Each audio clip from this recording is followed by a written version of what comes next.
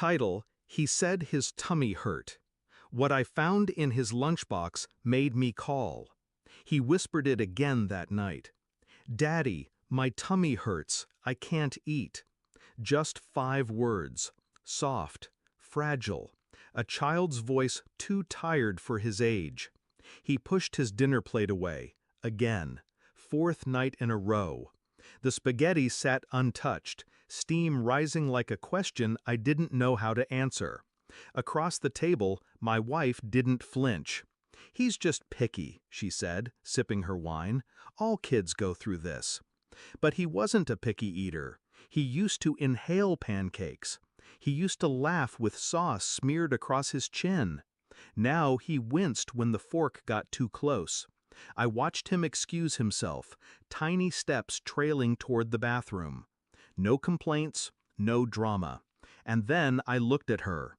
Not at the woman I married, but at the way her smile seemed just a little too perfect. Like it was practiced, rehearsed, scripted. It started with the lunches. He kept bringing them home untouched. Turkey sandwiches, apple slices, a granola bar. Every day the bag came back full, like it hadn't been unzipped. "Why didn't you eat today?" I'd ask. "Wasn't hungry," he'd shrug. But his stomach was shrinking, his eyes were hollowing out. Kids don't fake hunger, they devour it. I checked his lunchbox one night. She was in the shower. He was asleep. I unzipped it in the kitchen, quietly, slowly. Inside, everything was there, wrapped, neat, untouched, except for one thing. Tucked behind the sandwich, a note, folded once, taped shut, with his name on it. His name in her handwriting. I opened it. Bad boys don't get to eat. No signature, just that. Black ink, straight lines, no emotion. Like it was a rule. I didn't confront her, not yet. The note burned in my pocket like a match I wasn't ready to strike. Instead, I installed a camera in the kitchen, tiny, hidden near the fridge. The next morning, I watched her pack his lunch. Everything normal. Banana, juice box, PB&J. And then, another note, slipped inside with a smile. I watched her kiss him on the head before school, watched her hum as she zipped his backpack. She looked like any other mother. But the footage told another story. I went through old trash bags, pulled out crumpled lunch notes. Most were torn, but a few were whole. No treats if you lie. Do not tell Daddy. I'll know if you talk.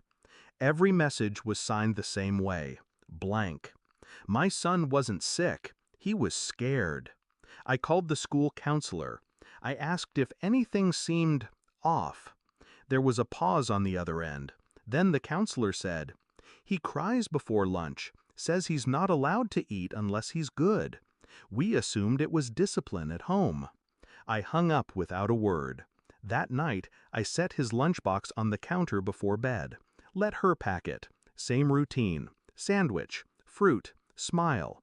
And then, she paused, glanced toward the hallway, slipped in a note.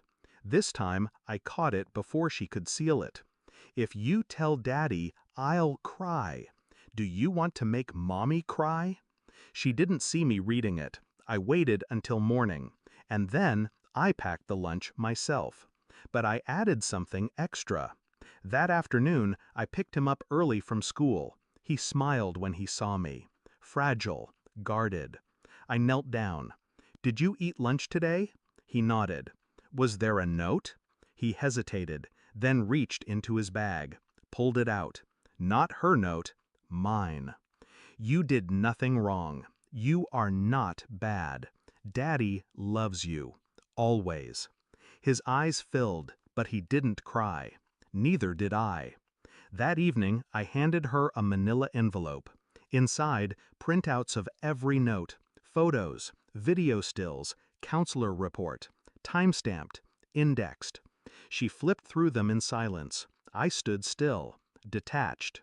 She looked up, face pale, lips trembling. "I didn't mean to hurt him." "But you did." It was just stress. He doesn't listen and you made him afraid to eat. I stepped forward, cold, measured. I've already spoken to a lawyer. Custody's filed. You can keep the house. She collapsed onto the couch. I didn't touch her, didn't offer comfort. That part of me had died. She begged, said she needed help, said she was sorry, but I wasn't listening to her anymore. I was watching him, eating pancakes again, smiling, alive.